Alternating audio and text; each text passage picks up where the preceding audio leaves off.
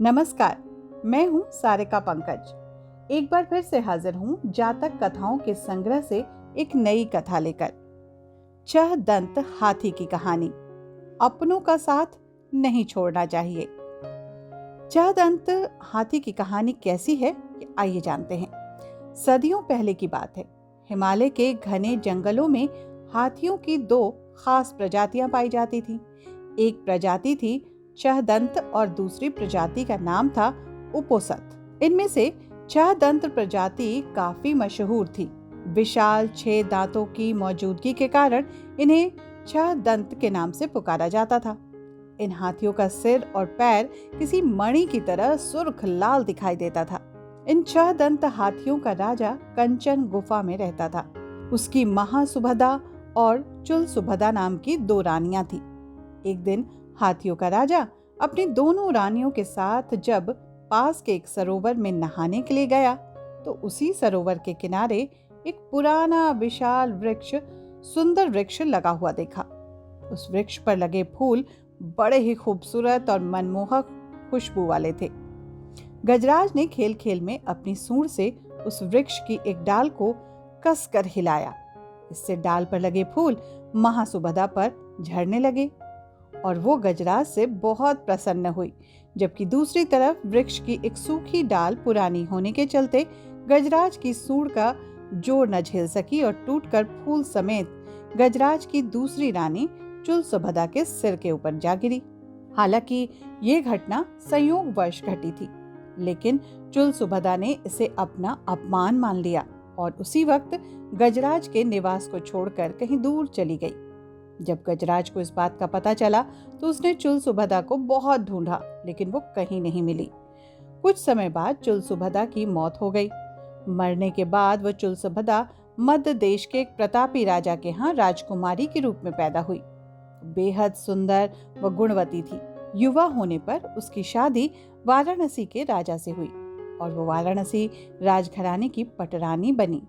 पुनर्जन्म के बाद भी वो छह दंत राज द्वारा भूलवश अपने अपमान को भूली नहीं थी और इस जन्म में भी अवसर पाते ही उसका बदला लेने तक का सोचती रही।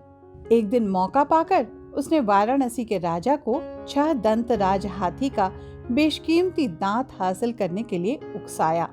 परिणाम स्वरूप कुछ कुशल निषादों के समूह को राजा ने गजराज के दांत लाने के लिए भेज दिया। गजराज के दांत लाने के लिए रवाना हुई टोली का नेता था सोनुत्तर करीब 7 साल का सफर तय करके गजराज के निवास स्थान पर पहुंचा। उसने गजराज को पकड़ने के लिए काफी दिमाग लगाया और उसे अपना शिकार बनाने के लिए उसके निवास से कुछ दूरी पर चुपचाप एक बड़ा गड्ढा खुदवा दिया।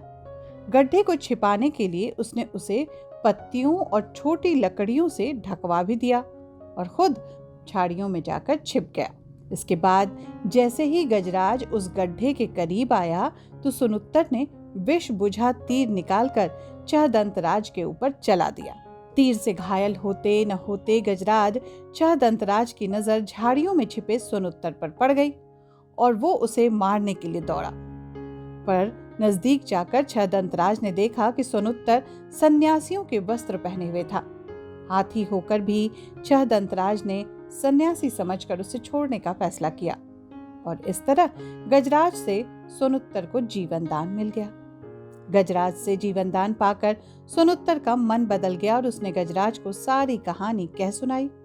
उसने गजराज पर निशाना साधने का उद्देश्य भी बता दिया। जीवन दान मिलने के कारण सोनुत्तर ने यह भी कहा कि चाहे जो हो, वो गजराज के दांत अपने हाथों से नहीं काट सकता।